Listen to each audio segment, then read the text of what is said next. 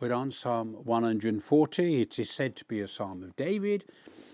It may have been, of course, or it may have been written by somebody in love with David. And this is my verse for you from this psalm. It's a psalm of 13 verses, and I'm reading from verse 12. I know that the Lord will maintain the cause of the afflicted and the right of the poor. Surely the righteous shall give thanks unto thy name, and the upright shall dwell in thy presence. The upright and the righteous was to care for the poor and the needy. And all the way through the Bible, the genuine poor and the needy are to be cared for by other people. It's as if there's always will be that God has ordained that for you and I to exercise his nature in our lives, nature of love and kindness and generosity and hospitality and all those things. For us to do so, there are needy people to draw out of us the righteous feelings, the righteous elements within us that can be a blessing to them.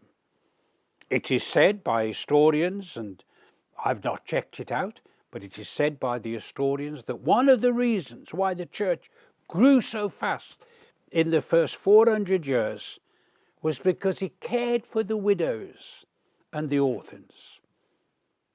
It reached out and it took in young men and young women, young boys and young girls and babies, and adopted them and cared for them and looked after them. They didn't get paid for it. They just embraced them. And the widows that needed help, the church was there for them. The people of God was there for them. Indeed, it is said that they got so many that people had to be above a certain age in order to get financial help. Rather, there was an emphasis for the families to care for their own, as well as the community of God's people. But let's be rest assured that all the way through the Bible, that God looks down upon you and upon me in the measure in which we help those who need help, in whatever way they need help. I have been one of these people who have been extraordinarily blessed with two wives who want to help people. I was just talking to the editor of this series and my wife, and one of the things that my wife hasn't been able to do since looking after her father, who's recently died, 101, or nearly 101, is this, that she hasn't been able to entertain the people who would come into the church who are not known to us, come in for the first time, invite them back. Always had people back for lunch on a Sunday. I know that the Lord will maintain the cause of the afflicted and the right of the poor. The right of the poor is for the righteous to look after.